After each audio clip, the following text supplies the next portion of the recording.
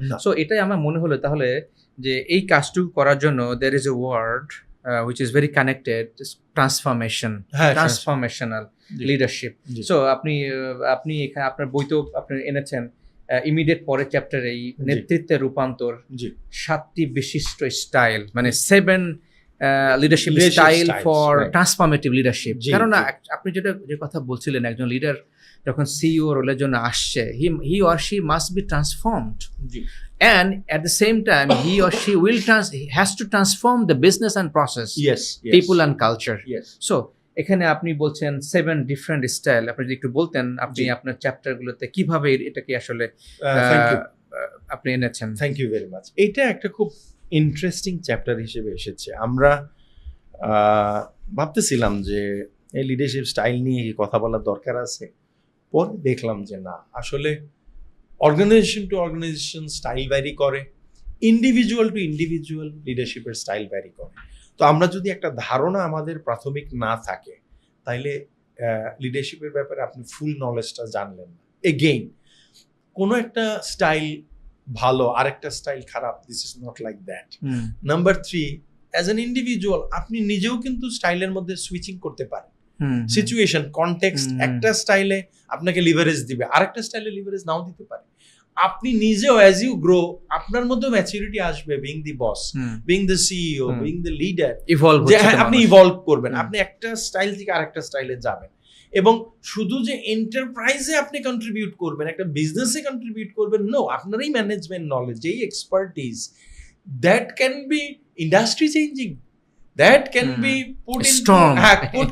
that can be put into development sector as well. এখন হচ্ছে আমরা অনেকে কিন্তু এখন ডেভেলপমেন্ট সেক্টরে কাজ করতেছি এবং আমরা কিন্তু ভ্যালু অ্যাড করতেছি। আপনি জানেন তো বাংলাদেশে কিন্তু এখন ডেভেলপমেন্ট সেক্টরে entrepreneurship development, sales, market development, market channel management, logistic management, এখন কিন্তু ডেভেলপমেন্ট সেক্টর মানে শুধু মাইক্রো ক্রেডিট না, এখন ডেভেলপমেন্ট এন্টারপ্রাইজেস সেক্টর, এগুলো কিন্তু এটা নট ফর প্রফিট বিজনেস বলতেছে, but it is as rigorous as a regular business. Absolutely. Arong is a unique example. জি, তো ওইখানে কিন্তু আপনার এই জিনিসগুলো কাজে লাগবে। সো আপনি এটার যদি ভ্যারিয়েশনটা করতে পারেন তাহলে কিন্তু আপনি অ্যাজ এ লিডার গ্রো করবেন। না হলে ওই এন্টারপ্রাইজে ফ্যাক্টরি চালাইছেন, চিল্লাচিল্লি হাউ কাউ করে, শিপমেন্ট হয়েছে কিনা, ফ্যাক্টরি থেকে মাল বাইরেছে কিনা, কেন হয় নাই, মানে ইউ আর স্টাকড। কিন্তু as you grow, as you, তখন কিন্তু আপনি এটা, তো আমরা আসলে ওই 7টা স্টাইলে আসি। তো এটা একটা আমেরিকান স্টাডি, তারা ইউএসএ তে একটা স্টাডি করে দেখছে যে লিডারশিপের স্টাইলটা 5-7টা রকম স্টাইল, এবং এটা একটা অ্যাকশন লজিক। এটা কিন্তু ম্যানেজমেন্ট ফিলসফি না, এটা একটা অ্যাকশন লজিক, এটা তার অ্যাকশন লজিক। সে তার যে পাওয়ার সেটাকে চ্যালেঞ্জ করতেছে, এরকম একটা সিচুয়েশনকে উনি কিভাবে ট্যাকেল করতেছে, সেই রকম একটা আমরা বলতেছি যে তার একটা নেতৃত্বের স্টাইল ওইখান থেকে আসছে। ইটস এ অ্যাকশন, একটা logic, it is not a management philosophy. তো আমরা 7টা স্টাইলকে একটু ব্রিফলি বলি। প্রথম কথা, দেখা গেছে সাম লিডার্স আর অপরচুনিস্ট, আমাদের দেশে এটা অনেক বেশি সুযোগ সন্ধানী। হ্যাঁ, 5% ইউনাইটেড স্টেটসে ওই স্ট্যাটিস্টিক্সে আসছে যে অনলি 5% এই গ্রুপে পড়তেছে। আমাদের দেশে এটা মেবি অনেক বেশি। যে তাদের কথা কি, যে ভাই যে কোনো মূল্যে তারা জিততে চায়, দে আর সেলফ সেন্টার্ড, অপরচুনিস্ট, এবং তারা যে কোনো ভাবে কাজটা করতে চায়। হ্যাঁ, তো এই ধরনের লোক, irrespective of ethics, integrity, team work, values, behaviour, nothing, breaking everything. এখন এইটারও একটা অ্যাপ্লিকেশন আছে। কিরকম? খুব ডিমান্ডিং প্রোডাকশন, খুব ডিমান্ডিং সেলস, ওই জায়গাতে এই ধরনের লিডাররা, আপনি জানেন সেলস এবং প্রোডাকশন কিন্তু is a cowboy job, whether you like it or not. Whether you like it or not, production and sales, and it is hard as well. It's basically a cowboy job. আপনি target achieve করা খুব সুন্দরভাবে করতে পারেন, কিন্তু সেখানে যদি একটু কাউবয় টাইপের এক ধরনের কিক থাকে, কোনো সময়, বলবো না সব সময়, কোনো সময় that might be an advantage. তো এরা আসলে এই ধরনের মানুষ। এরপরে হলো আরেকটা ডিফারেন্ট ভার্সন, ডিপ্লোম্যাটস। এরা স্যাম্পলে 12%। ডিপ্লোম্যাটসরা দে আর নাইস, দে আর এই মানে প্রথম ডিমেনশনের থেকে তারা আলাদা, তারা ওয়েল কনভার্স, সুইট টকার, কথা বলতে পারে। কিন্তু তাদের যেটা প্রবলেম, তাদের টিম তার ইন্টারেস্টের বাইরে হুম, গ্রেটার পার্সপেক্টিভে রিলেট করতে চায় না, এবং উনারা কোনো ধরনের চেঞ্জ ইনিশিয়েটিভে they will উনারা escape, হ্যাঁ, বাইপাস করবে। হুম। এখন একটা রুটিন কাজ বারবার একইভাবে করার মধ্যে বা ডিপ্লোম্যাটিক হয়ে নাইস টক করে মেবি করা যায়, কিন্তু যে সবসময় করা যায় কি? Pressing hmm, requirement for change, hmm, সেটা কি ভাইয়া আপনি অ্যাভয়েড করতে পারবেন? হুম, পারবেন through না। diplomacy, হ্যাঁ, থ্রু ডিপ্লোমেসি পারা যাবে না। কখনো হুম। কখনো you have to understand the scenario, কখনো কখনো আপনাকে কিন্তু ওই আনপ্লিজেন্ট জিনিসগুলো হুম। নিয়ে বসতে হবে, হুম, হুম। সবাইকে মিলে Hard ডিসিশন conversation, নিতে হবে। সামটাইমস আপনাকে হার্ড কনভারসেশনের মধ্য দিয়ে ডিসিশন নিয়ে এক্সিকিউট করা লাগবে, এইটা এনারা করে না। Hmm, so this is another style of leadership. এরপরে আসতেছে এক্সপার্টসরা সাবজেক্ট ম্যাটার স্পেশালিস্ট। হুম, উনারা ওনাদের ফিল্ডে হাইলি কম্পিটেন্ট পিপল, উনার কাজটা বোঝে, কিন্তু উনারা যে জিনিসটা ল্যাক করে সেটা হলো ওনারা পিপল এবং রিলেশনশিপ ডিমেনশনটা হুম। পাত্তা দেয় না। খুবই অ্যাডভান্স টেকনোলজি নিয়ে কাজ করে এরকম মানুষ দেখবেন যে সাধারণ মানুষকে বা ওইরকম পড়ালেখা এক্সপার্ট না এরকম মানুষকে ওনারা এক ধরনের আন্ডারমাইন করে, হুম। এবং এটা অনেক সময় ওনাদের বিহেভিয়ারে বোঝা যায়। প্রকাশ একটা হলো পায়, যে আপনি আন্ডারমাইন করেন আপনার নিজের মধ্যে আছে, সেটা প্রবলেম নাই, কিন্তু আপনি আন্ডারমাইন করেন সেটা আপনার বিহেভিয়ারাল ম্যানিফেস্টেশনে হুম। চলে আসলো, হুম। তখন কিন্তু সমস্যা। অর্গানাইজেশন কিন্তু সবাইকে হুম। নিয়েই এবং অনেক সময় অ্যাবিউসিভ ল্যাঙ্গুয়েজ, অ্যাবিউসিভ ল্যাঙ্গুয়েজ, এবং আগে কিন্তু এটা হইতো, আমি জানি না, আমি সারা জীবন টেকনিক্যাল প্রোডাক্টস নিয়ে ডিল হুম। করছি, টেকনিক্যাল কোম্পানিতে চাকরি করছি, যাওয়ার পরে আমি দেখছি ইঞ্জিনিয়ার শব্দের একটা হাওয়া আছে, এক ধরনের এয়ার আছে, হ্যাঁ, এবং ডমিনেন্স, একটা নন টেকনিক্যাল লোক তাদের বস, এটা তাদের মানতে একটু, আবার অনেকে এসে একটু বাজানোরও চেষ্টা করছে যে আমার টেকনিক্যাল নলেজ কিরকম। এরকম অনেক জায়গায় আছে, আমাকে বলতে হয়েছে যে আপনি যদি আমাকে কোনো প্রশ্ন করে আটকাতে পারেন তাহলে আমি বলবো যে আমাকে আপনার রিপোর্ট করা লাগবে না, আমি আপনাকে গ্রুপ এমডি কে বললে অন্য কারোর কাছে রিপোর্টিং করে দেবো, এরকম কথা বলতে হয়েছে। তো মানে তারা কিন্তু এরকম এক্সপার্টদের নিয়েই প্রবলেমটা আছে, এবং খুব এক্সপার্ট আমাদের মেডিকেল ফিল্ডে দেখবেন ম্যানেজমেন্ট নাই, মেডিকেল ফিল্ডে ওনাদের ম্যানেজমেন্ট পড়ানো হয় না, ইঞ্জিনিয়ারদের কিন্তু ম্যানেজমেন্ট পড়ানো হয়। আমার কথা বুঝতে পারতেছেন? আমরা যে হেলথ কেয়ারে অনেক পিছায় আছি, মেবি টেকনোলজিক্যালি ইনোভেশন, হ্যাঁ, সার্ভিস অ্যাটিটিউড এবং মাইন্ডসেটে আমরা পিছায় আছি। এটার একটা কারণ হলো এইটা যে টেকনিক্যাল এক্সপার্টিজের সাথে পিপল এবং রিলেশনশিপটা আসে নাই।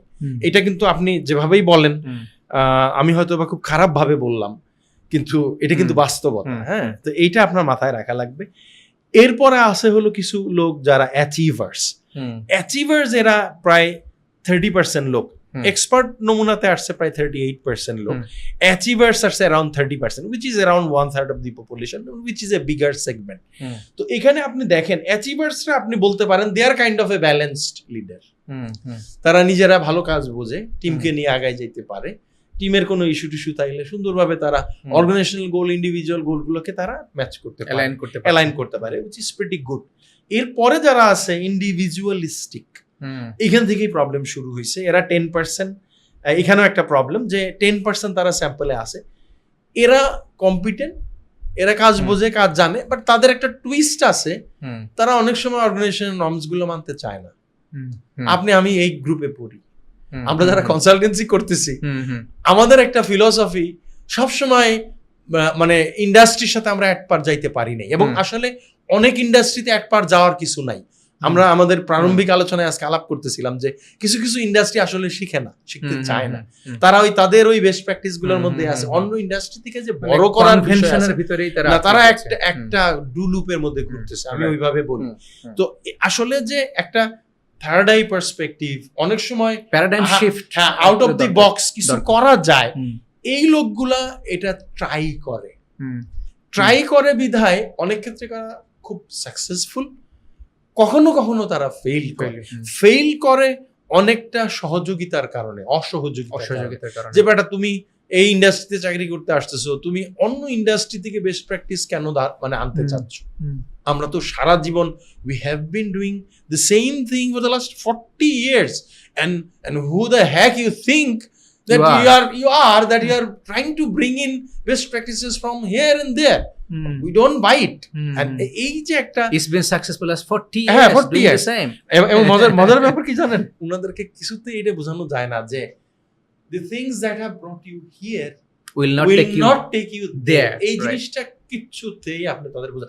এবং আপনি দেখেন কোন ইন্ডাস্ট্রিতে, আমি নাম বলতেছি না, মানে আমি যদিও নাম মানে খুব রুডলি কথা বলার জন্য বিখ্যাত, কিন্তু আমি মানে একটু ডিপ্লোম্যাটিক হওয়ার চেষ্টা করতেছি। একটা বাংলাদেশের লার্জেস্ট ইন্ডাস্ট্রিতে 95% ফ্যাক্টরি বছরে 3 মাস লস করে। 3 মাস লস করে। তারা বায়ার সাথে কোনো বার্গেইনে যায় না। বার্গেইনের যে একটা প্রসেস আছে দে ডোন্ট, তারা বিশ্বাসই করে না। মানে এটা কিন্তু একটা প্র্যাকটিসের ব্যাপার। এবং একটা ইন্ডাস্ট্রিতে নিজস্ব ব্র্যান্ড ক্রিয়েট করে you go out there, why you wait for somebody to bring in some orders. একটা 40 ইয়ার্স এর ইন্ডাস্ট্রি, 4টা দশক ধরে, and we have tremendous potential. এবং আমাদের যে ইনফ্রাস্ট্রাকচার, যে ইনফ্রাস্ট্রাকচার, যে নলেজ অ্যাকুমুলেটেড হয়েছে ট্রিমেন্ডাস, কিন্তু ওই ইনিশিয়েটিভটা নাই। ওই ইনিশিয়েটিভ আপনি নিয়ে যান, কেউ আপনার কথা শুনবে না। মানে প্রথাগত যে চলে হ্যাঁ, আসছে ওইভাবে চলতেছে। তো এইটা একটা গেল। এরপরে হলো স্ট্র্যাটেজিস্ট, এরা মাত্র 4%। এরা আপনার লং টার্ম পার্সপেক্টিভের সাথে শর্ট টার্মকে ম্যাচ করাইতে পারে, তাদের একটা ভিশন থাকে। এন্ড ফাইনালি হলো আলকেমিস্ট। এরা হলো সমাজ সংস্কারক। এই ট্রান্সফর্মার্স, রাইট। আপনি যেটা বলতেছিলেন যে ইভেন আপনি এখন প্রাইভেট সেক্টর থেকে কিন্তু আপনার সোসাইটিতে রোল প্লে করতেছে। আমাদের আশেপাশের দেশে আপনি শুনলে অবাক হবেন, আমাদের আশেপাশের দেশে প্রাইভেট সেক্টর থেকে লোককে সেক্রেটারিয়াল রোলে দেওয়া হচ্ছে, গভর্নমেন্ট সেক্রেটারিয়াল রোলে। আমেরিকা বা উন্নত দেশে তো এটা আছেই, ওইখানে কিন্তু ইটস কন্ট্রাকচুয়াল জব, ওটা লাইফ লং কিছু না। সো এই যে সেক্টর চেঞ্জ করা, ইন্ডাস্ট্রি চেঞ্জ করা, একটা ট্রান্সফরমেশনাল ভিশন নিয়ে একটা ব্রডার সোসাইটির সাথে রিলেট করতে পারা, Nelson Mandela type kind of personality, Mahathir Mohamad kind of personality, they are alchemist. হ্যাঁ, তো এরকম এখন কথা হলো যে can we switch style? Yes. এখন ওই বাইনটা আপনার নিজের লাগবে অ্যাজ দি লিডার, এটা চাপাই দেওয়ার বিষয় না। এবং অ্যাজ ইউ গ্রো, হ্যাঁ, আপনি যখন ফ্যাক্টরি বস ছিলেন একভাবে চিলাচিলি করছেন, আপনাকে যখন কর্পোরেটে স্ট্র্যাটেজিতে কাজ করাইছে আপনি আরেকভাবে ইনটিউনড হইছেন, আপনি যখন একটা জায়গায় সিওগিরি করছেন সেখানে একভাবে করছেন, সার্ভিস সেক্টরে যখন সিওগিরি করতে গেছেন আরেকভাবে কাজ করছেন, প্রফিটে একরকম, নন প্রফিটে আরেক রকম, ডোনার ড্রিভেন প্রজেক্ট গুলাতে এন্টায়ারলি আপনাকে 360 ডিগ্রি স্টেক হোল্ডার ম্যানেজ করতে হয়েছে। So you evolve over years. হ্যাঁ, এইটা একটা বিষয়। তো আমার মনে হয় যে আই কুড টাচ দি আবার এখানে আরেকটা জিনিস যেটা যে যে কোনো লেভেলে যে কেউ থাকতে পারে, অপরচুনিস্ট হিসেবে থাকতে পারে, বাট সেখান থেকে switching to the other level, say for example opportunist to strategist, এই যে ইন্টারচেঞ্জ বা অপরচুনিস্ট টু ডিপ্লোম্যাটস, সো এভাবে কি এটা শিফটিং করা। ফর এক্সাম্পল আমি বলি এক্সপার্ট, একেবারে পাত্তাই দেয় না। I am an expert, I run a technical plan, I am the boss, আমি লং টার্ম, তুমি কিছু না জানো না, তুমি ভাই লেম্যান, এগুলো কথা বলতে আসো কেন?